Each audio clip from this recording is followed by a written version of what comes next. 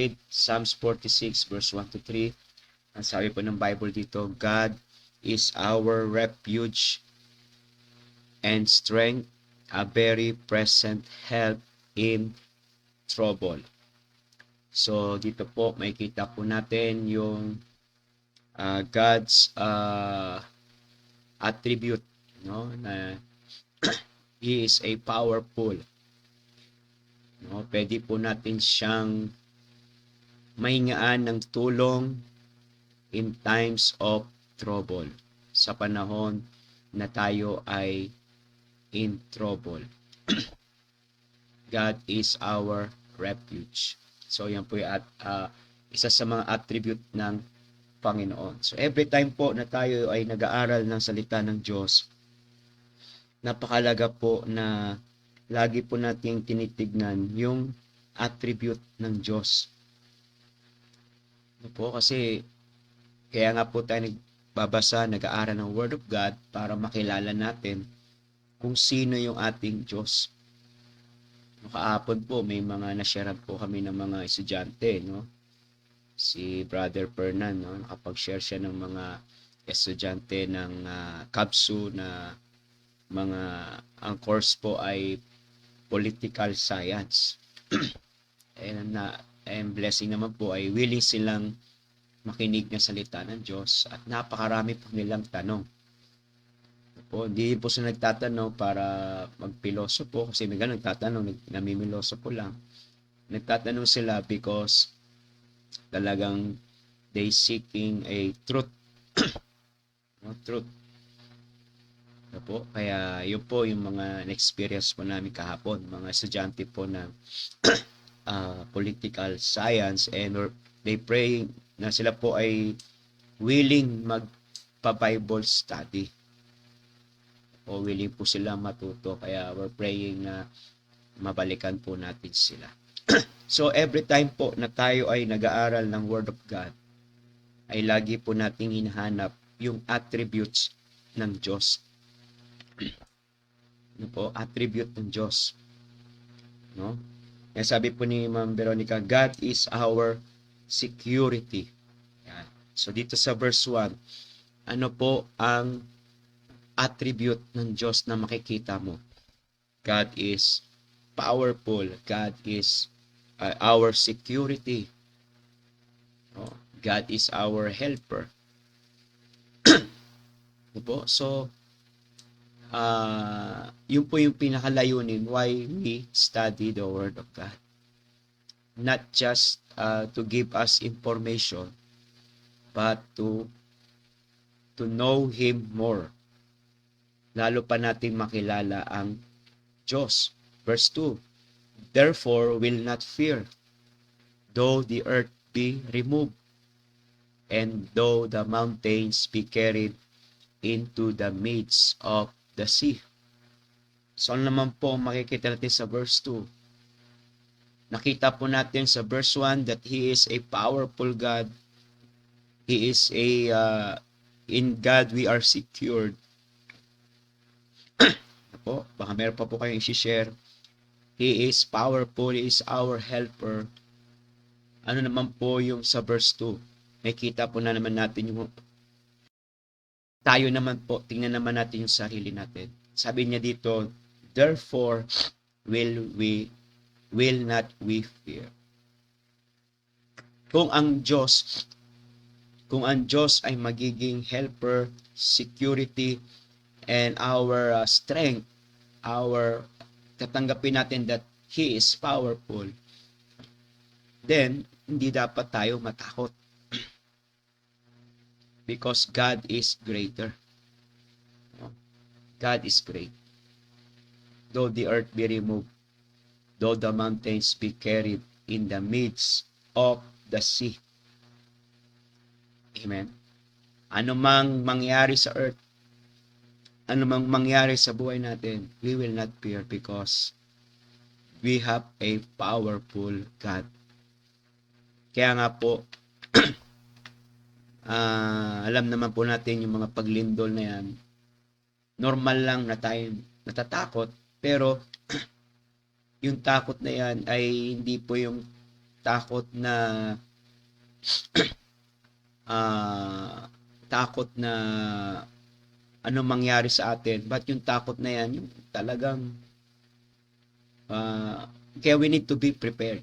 No? We need to be prepared. Po?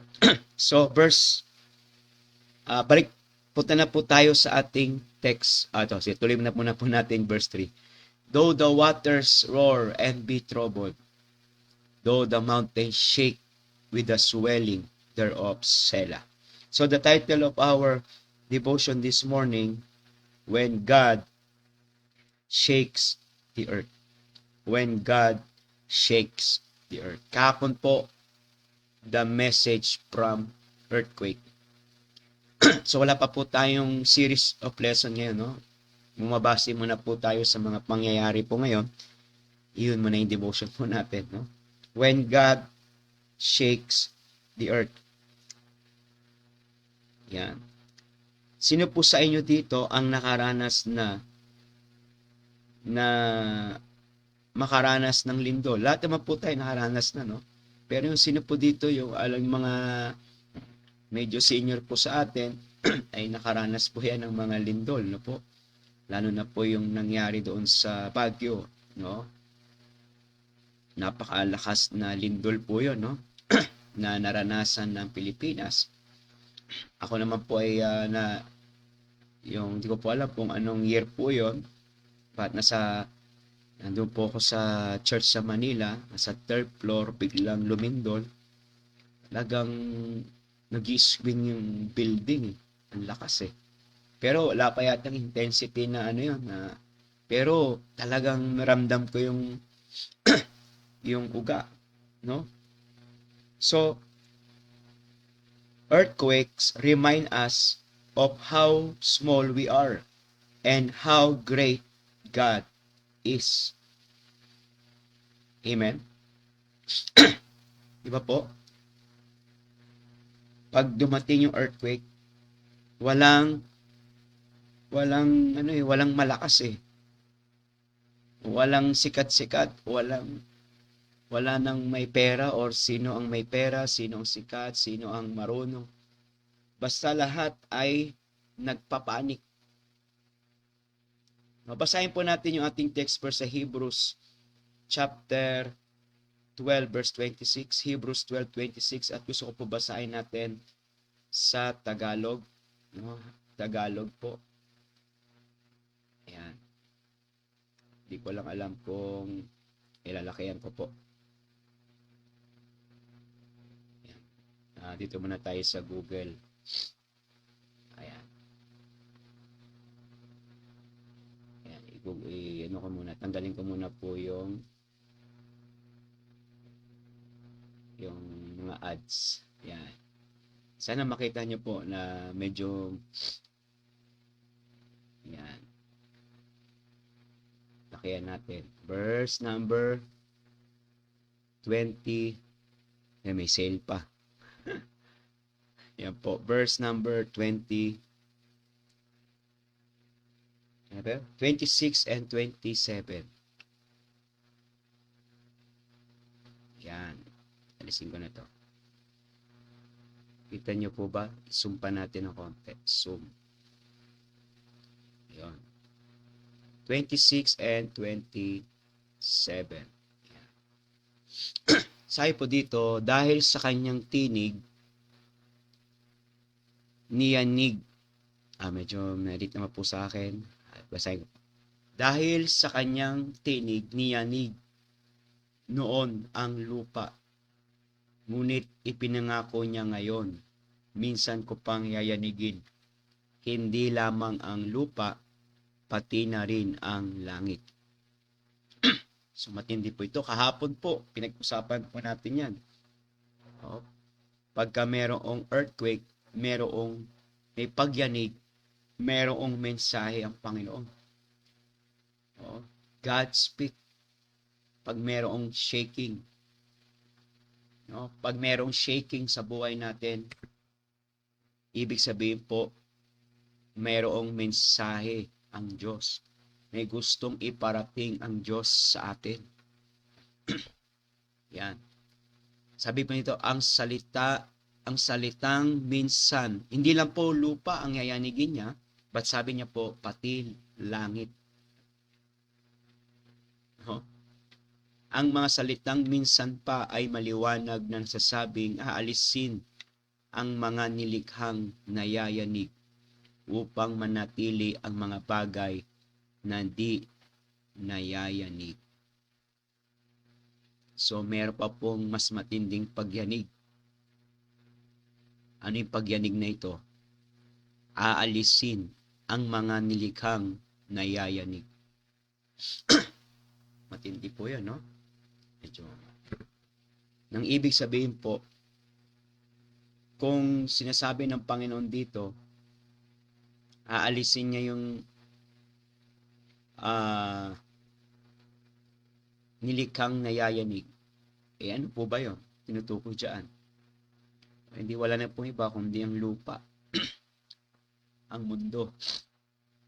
Yayanigin niya po ito. Kung babasahin po natin sa 1 Peter, gugunawin niya ang buong mundo at bibigyan niya po tayo ng new earth, new heaven and new earth na hindi na po nayayanig. At binanggit po yan dito pala, binanggit po sa verse 28, kaya magpasalamat tayo sa Diyos sapagkat tumanggap tayo sa Diyos.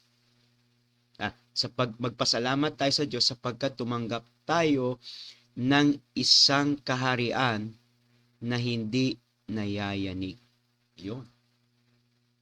Yan ang maganda po sa verse na yan. Meron pong inihanda ang Diyos na lugar na kanyang kaharian na hindi po nayayanig. At ano po yun? Siyempre po, tumutukoy po yan sa kanyang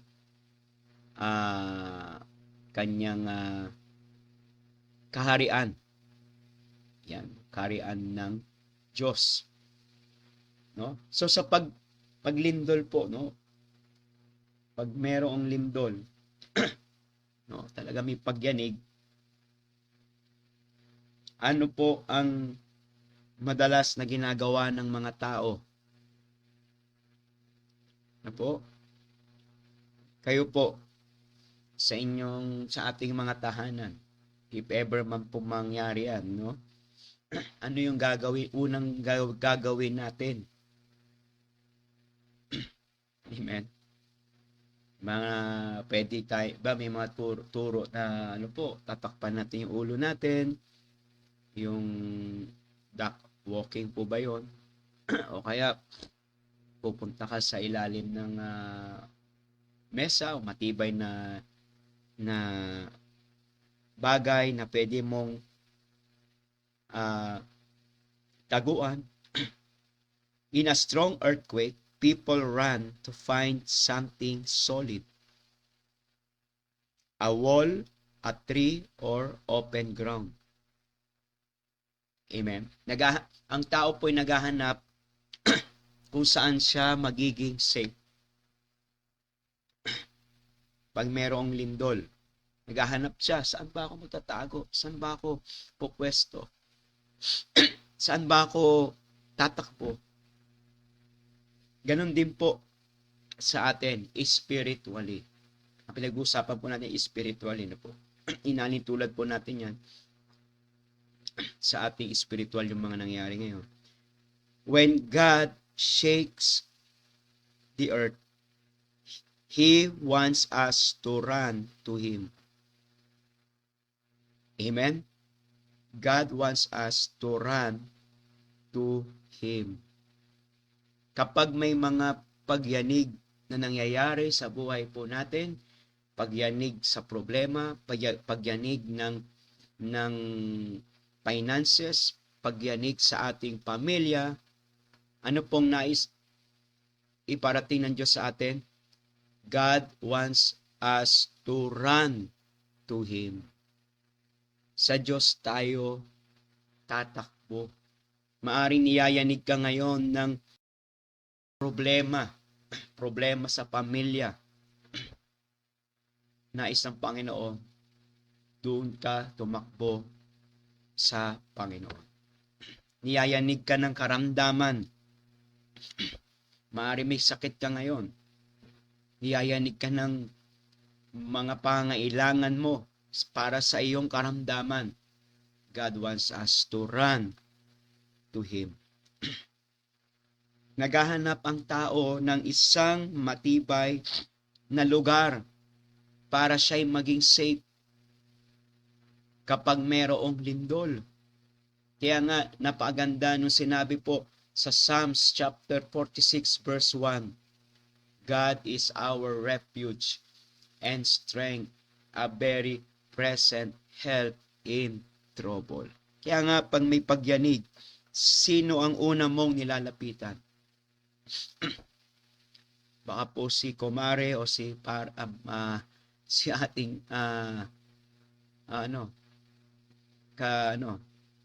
kaibigan. Asabi po ito, God is our refuge, a very present help in trouble. So number 1 po, when God shake the earth, ano pong reason? Number 1, kung kayo po ay nag-take note, ganda po, masulat niyo po ito. When God shake the earth, God shakes the earth. Or God shake our life. God shake our heart to get our attention. To get our attention. Minsan inuuga tayo ng Diyos para tayo ay magising. Oo. 'Di ba yung isang taong tulog, inuuga mo. Yung isang taong nakaiga at mahimbing ang tulog, para makuha mo yung attention niyan, kailangan mong i-shake. Hoy, gising. Hindi lang yan salita ka, gising na, tayo na. Wala yan, tulog yan. Pag puro ka salita, hindi niya papansinin, tulog lang yan. Abuti na ng alas 10 kung nagsasalita ka lang. Subukan mo i-shake. I-shake yung katawan niya. Ganunin mo siya. Hilain mo yung paa. Tapikin mo yung mukha. No? Gising yan. Alam niyo po, minsan ganun tayo eh. Ganun tayo minsan sa Panginoon. Marami na siyang sinasalita sa atin. Marami na tayong naririnig na Word of God. Pero hindi natin pinapansin. Kasi tulog. Tulog tayo. Spiritually. No? Maaring nagsisimba ka. Maaring nagsisimba po tayo. Maaring gumagawa tayo sa Panginoon. Pero minsan yung salita ng Diyos hindi na po natin pinapakinggan. Kaya minsan po anong ginagawa ng Diyos sa atin? Sinishake po tayo to get our attention. Amen? In example ko po yung tulog. Minsan tulog tayo spiritually. Tulog yung Christian life natin. Wala tayong ginagawa sa Panginoon. Abala tayo sa ibang bagay. Yung salita ng Diyos, hindi natin, nire-reject natin. Kaya minsan po, uugain tayo ng Diyos. Para tayo gisingin at para makuha yung ating attention. Diba, nakita niyo po, yung mga nakaranas ng lindol, yung mga nabidyoan, anong lagi po nilang tawag? Lord, Lord. Lord. Tama na po, Lord. Sinishake tayo minsan ng Panginoon to get our attention. Si minsan po hindi natin pinapansin yung tinig ng Diyos. Balik po tayo sa Hebrews. May binanggit po dito sa Hebrews chapter 25. I think 25 may binanggit po yan. Yan. Basahin po natin verse 25 ng Hebrews 12. Okay, Tagalog muna po tayo, no? Pero ano naman po yan, itinan naman po natin kung tama yung pag-translate. Sabi po to, kaya't huwag kayong tumangging makinig sa kanya na nagsasalita. Di ba po? Ayan, nakiyan ko pa. Oh, sumobra. Huwag kayong tumanggi sa kanya nagsasalita. Ang tumangging makinig sa nagsalita sa kanila dito sa lupa ay hindi nakaligtas sa parusa. Gaano pa kaya tayo kung tayo tatangging makinig sa nagsasalita mula sa langit? Kaya binanggit yung verse 26. Noon, dahil tinanggihan nila yung salita ng Diyos, niyanig sila noon ng lupa. Niyanig noon ang lupa. Amen? Nakita po natin yung binanggit po dito. Kapag tayo'y tumatanggi, nagre-reject sa salita ng Diyos, amen, magpapadala ang Diyos ng pagyanig sa ating buhay. Amen. No? Yayanigin tayo. Kaya nga pag sa lindol, wala nang magaling, wala nang mayaman, wala nang no po? Kita po natin, tumanggi. Pag tumatanggi ka sa salita ng Diyos, tumatanggi ka sa makinig na salita ng Diyos, nagbigay po na example yung mga nangyari in the Old Testament, hindi sila sumunod sa salita ng Diyos, niyanig sila noon. Ano po? So, God shakes our life. God shakes our heart to get our attention. Gisingin po tayo. Kung hindi tayo nagising ng intensity, 3 point, yan, intensity 3, gagawin niya intensity 5. Amen? In Book of Exodus, sa Book of Exodus, kapag ang mga Israelites ay hindi nakinig sa unang utos ng Panginoon, meron pong judgment. At yung kapag hindi pa rin sila sumunod at naranasan na yung judgment na yon, mas titindihin pa ng Diyos yung mas masakit pa na judgment. Hindi para parusahan sila, but para i-discipline ang kanyang mga anak. Tayo rin po. And binanggit po yan sa Hebrews chapter 12, no? Nang Diyos ay pumapalo. Dito rin po sa chapter na to. No? Hindi po ako nagkakamali. No? Pinapalo niya ang kanyang mga anak. Yayanigin tayo ng pagpapalo. Hebrews chapter, Hebrews chapter 12. Sige po, bagamat wala po ito sa ating outline at medyo yung oras natin, no? Parang bilis ng oras po. No? Pero wala naman pong pasok yung mga estudyante, yung iba. Kaya siguro mag-overtime tayo saglit. Gaya po namin, wala pong tulog yung mga Verse number verse number 6. Ayan, verse number 6. Maganda sana kung naka-Google Meet tayo, may magbabasa, no? Ay pag-pray pala natin, no, magkaroon isang devotion po natin, naka-Google Meet po tayo, pero naka-live. Para yung mga gusto magbasa, mababasa po nila. Sabi po sa verse 6, anak ko, huwag mong baliwalain ang pagtutuwid ng Panginoon. At huwag kang paghinaan ng loob kapag ikaw ay dinidisiplina. Sapagkat dinidisiplina ng Panginoon ang mga minamahal niya at pinapalo ang tinuturi niyang anak. So yun po, dito rin pala sa chapter 12 natin mababasa yan, pagtutuwid ng Diyos. So when God shake to get our attention. No? Kaya wag na po natin hantayin pa yung malakas na intensity sa buhay natin bago tayo lumapit sa Diyos. No? Minsan, sira-sira na, no? Wasak na yung bahay, tsaka siya aalis doon. Minsan ganun tayo, wasak na yung buhay natin, sira na yung pamilya, sira na yung hanap buhay mo, sira na yung katawan mo, tsaka ka lalapit sa Panginoon. May ganung mga tao.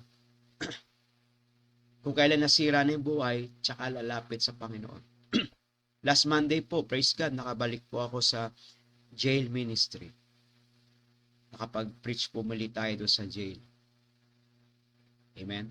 At talagang nandun yung kanilang attention sa pakikinig na salita ng Diyos. Kasi bakit po? Niyanig sila ng problema eh. Akala nila, hindi sila kayang yanigin dahil may pera sila, maaari. Ano po? Hindi sila yanagin kasi may mga material na mga bagay po sila. Pero nandun sila sa kulungan. Niyanig sila ng problema. No? Last Monday, no? Nakapag-preach po tayo doon, nakapag-share tayo. Nandoon yung kanilang attention sa salita ng Diyos. No? Nagpapalakpakan pa po sila. Amen? Antayin pa po ba natin yon? Lalapit tayo sa Panginoon kapag wasak na. Kumbaga sa literal, tsaka ba aalis sa isang gusali na durug-durug na? Habang lumilin doon, hanap ka ng safe na lugar. Merong iba, ayaw iwanan yung bahay. Pagkabagyo, ayaw iwanan yung bahay kasi may nandoon yung ginto niya, nandoon yung mga alahas niya, nandoon yung mga magaganda niyang gamit. Ayaw niya iwan. Hanggang na gumuho na yun, namatay.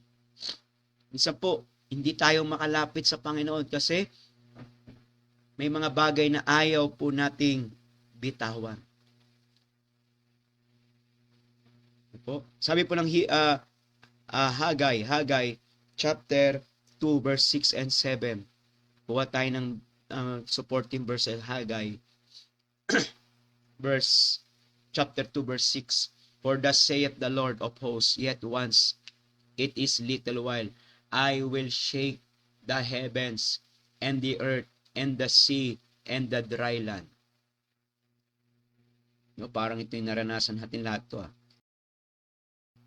May shake sa heavens, may shake sa earth, may shake sa sea. May shake din sa dry land. Nangyari po sa panahon ni Haggai yan. And I will shake all the nation. Ito matindi, all nation.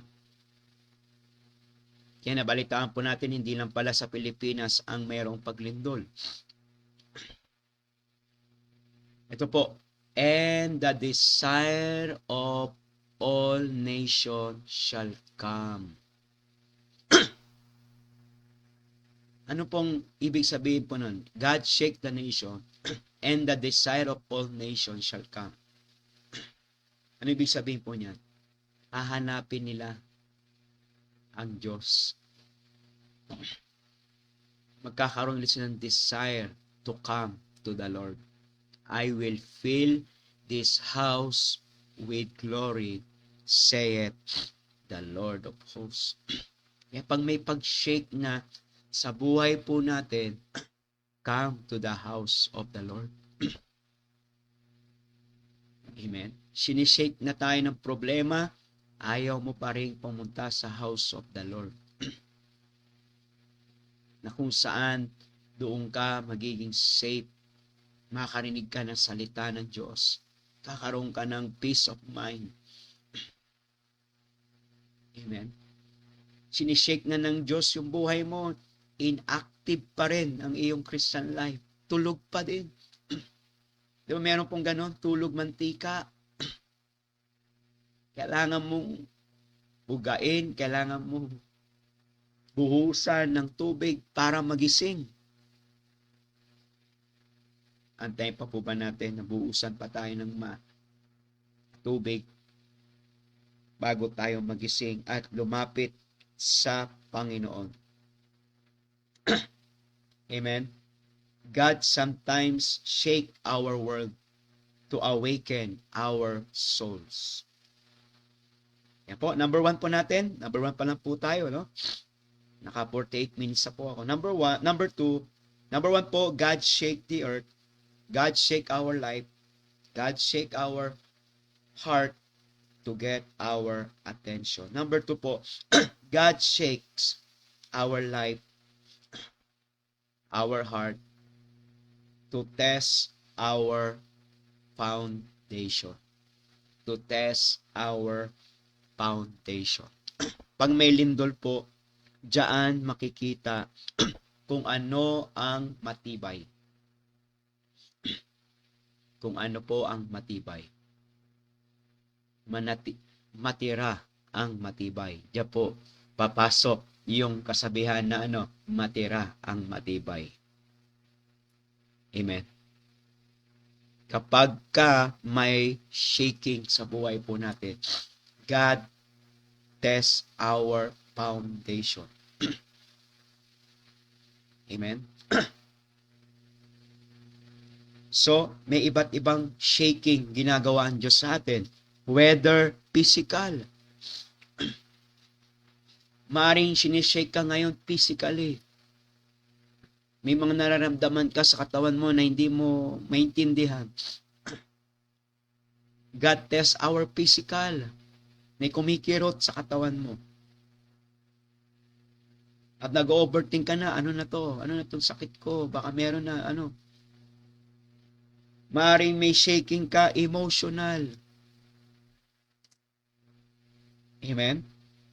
Nag-iisip ka kung anong magiging future mo. Nag-iisip ka kung ano ang magiging, magiging buhay mo.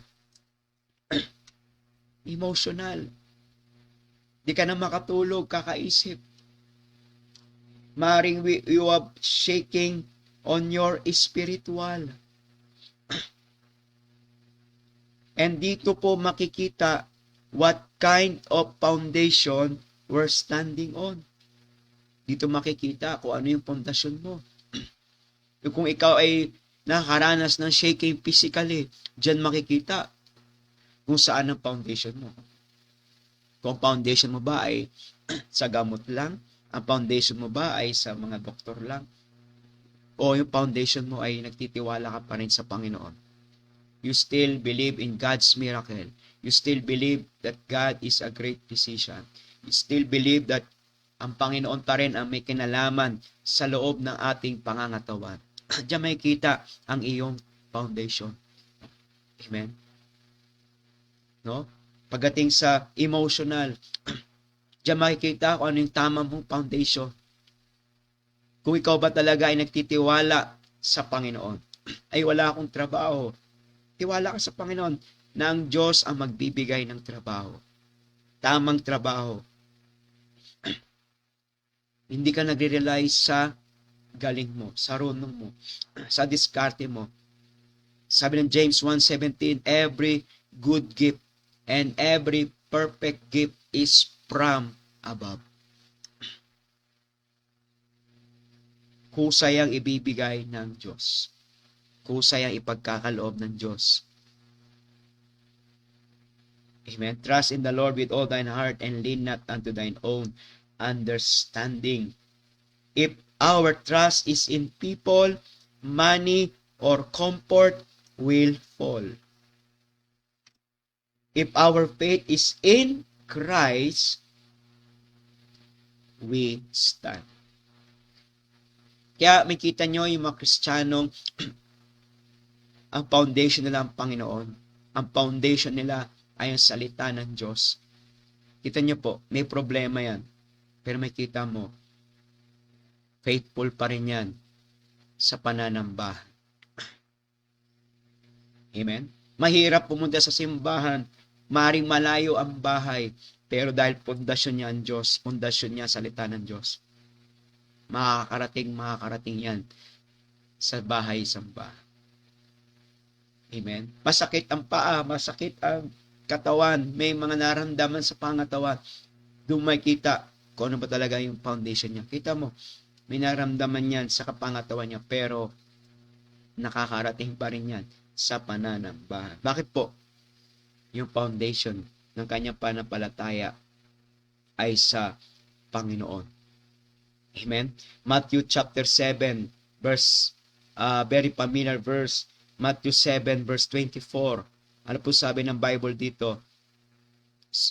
If our foundation is the Word of God, if our foundation is the Lord Jesus Christ, sabi ni Kristo, whosoever heareth this saying of mine and doeth them, I will liken him unto a wise man which built his house upon a rock. Sino man ang sumusunod, nakikinig sa aking mga salita, ay nahalin tulad ko siya sa isang matuwid, sa isang wise man na nagtayo ng bahay sa bato. Ano sabi sa verse number 25? The rain descended, and the floods came, and the winds blew. Ano po sabi? And beat upon that house, and it fell not, for it was founded upon a rock. Founded upon a rock. Ano po? Ibig sabihin po, kung merong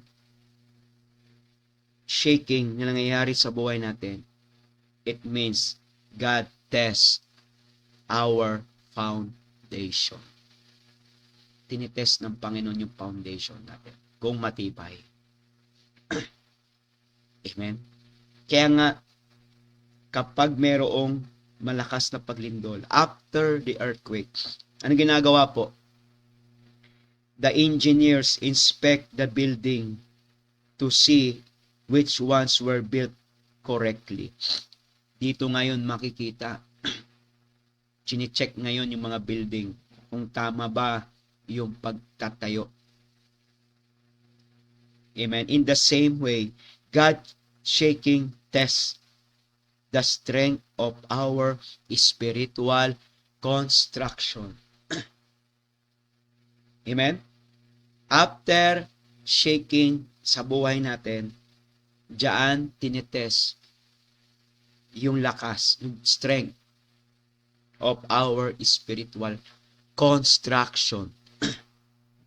Diyan makikita paano tayo kinonstruct yung Christian life natin. Diyan makikita kung lumalago ka spiritual. May mga test, no? Shaking nangyari sa buhay, pero nakatayo ka. Ibig sabihin, tumibay yung iyong pananampalataya. Maganda yung pagkakakonstruct. Tama yung pagkakakonstruct. Amen.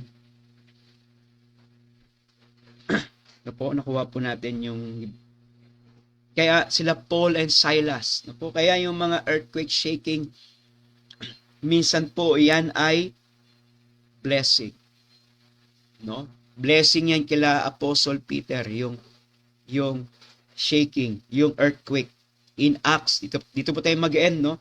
Acts 16, verse 25 to 26, nung sila po ay makulong, nung sila ay nasa kulungan, may shaking sa buhay nila, but they prayed and sang praises unto God. Pagpapakita ng kanilang pundasyon ay sa Panginoon, na kahit meron silang problema, pagsubok na pinagdadaanan, but still they sang praises unto God.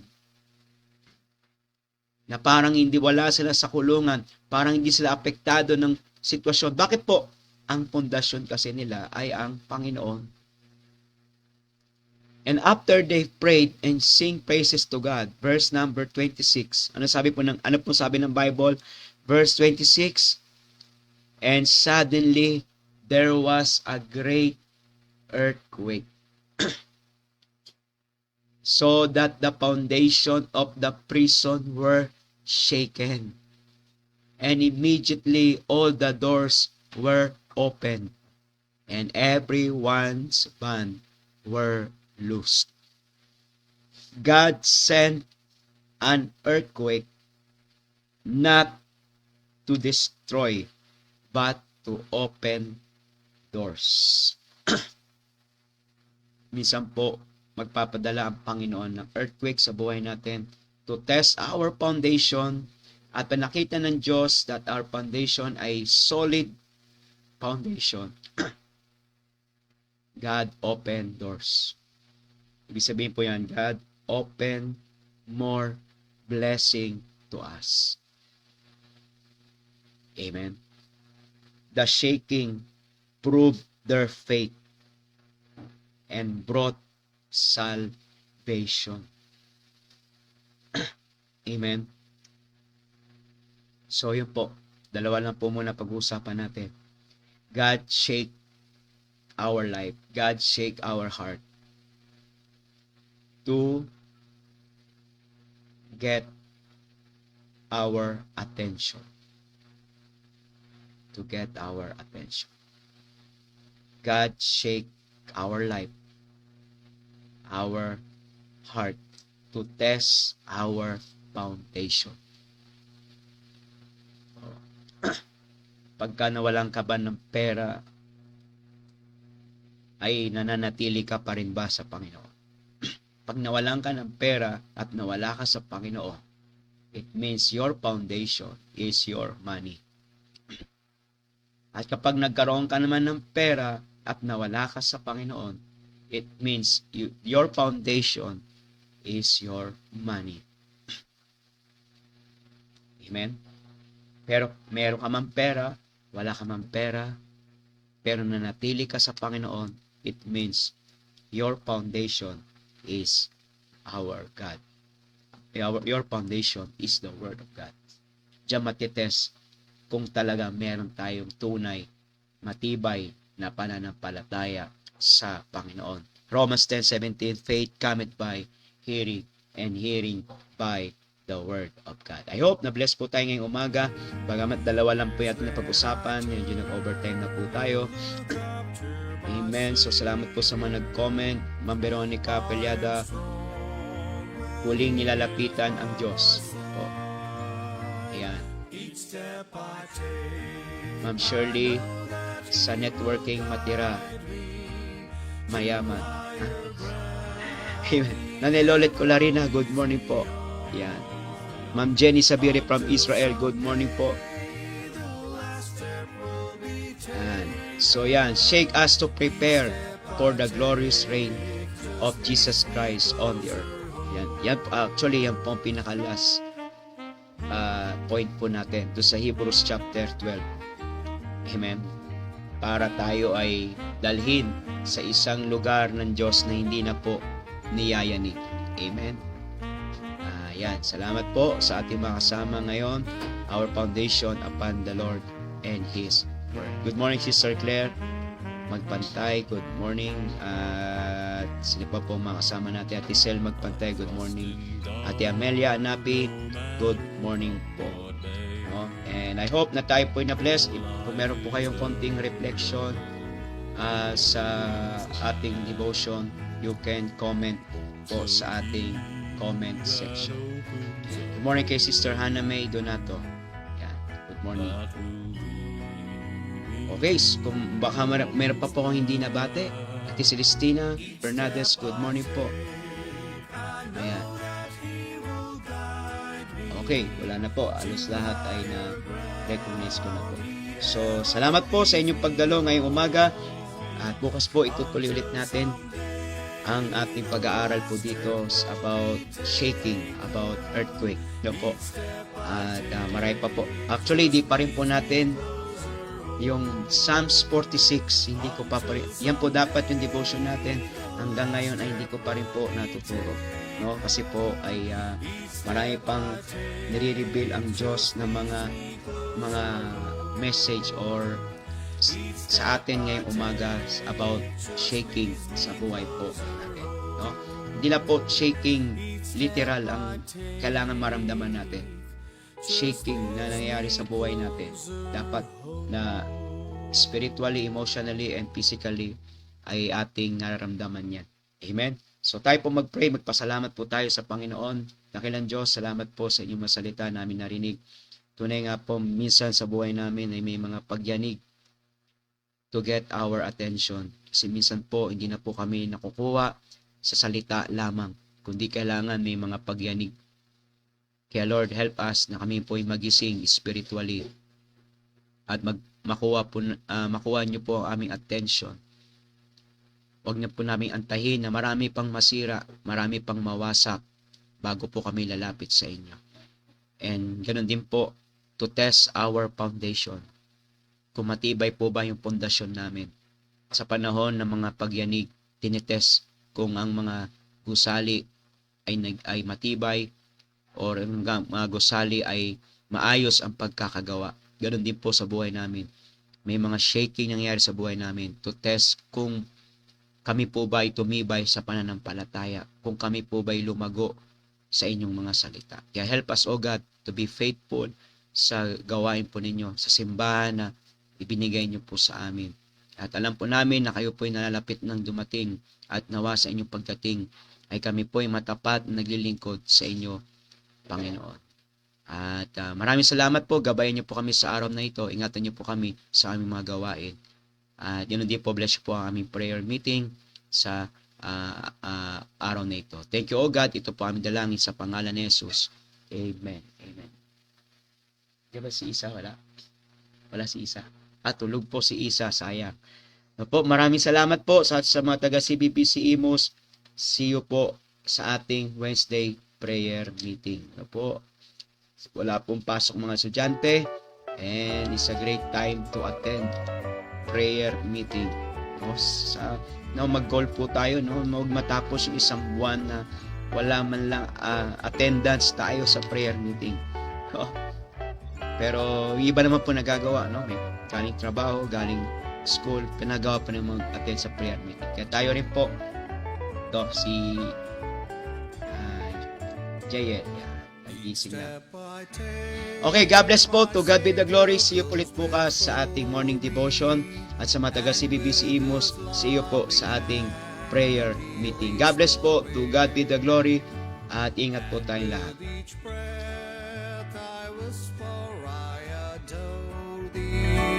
Oh, what a joy to walk with Him each day. Morning po kay Ma'am Gemma. Ma'am Gemma, Step tayo. by step, Salamat po. I know that He will guide me to higher ground. He ever leads me on until someday the last step will be taken.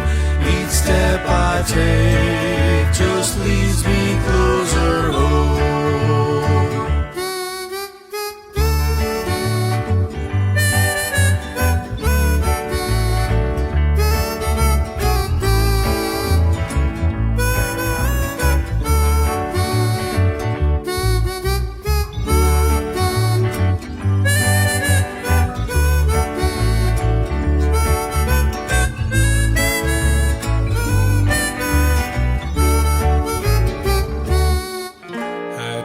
I feel my faith begins to waver. When up ahead I see a chasm wide, it's then I turn and look up to my Savior. I am strong when He is by my side. Each step I take, I know that He will guide me to higher ground. He ever leads me on until someday the last step will be taken. Each step I take just leads me closer home.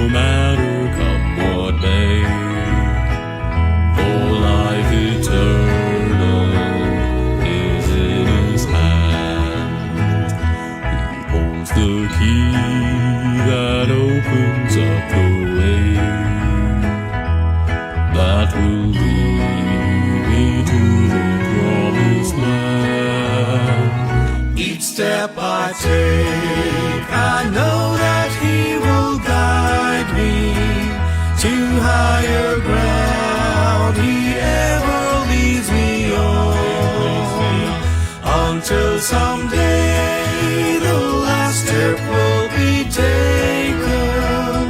Each step I take just leads me closer home.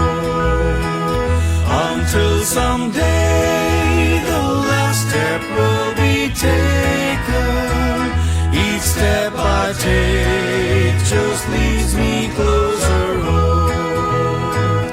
Each step I take just leads me closer home. Each step I take just leads me closer home.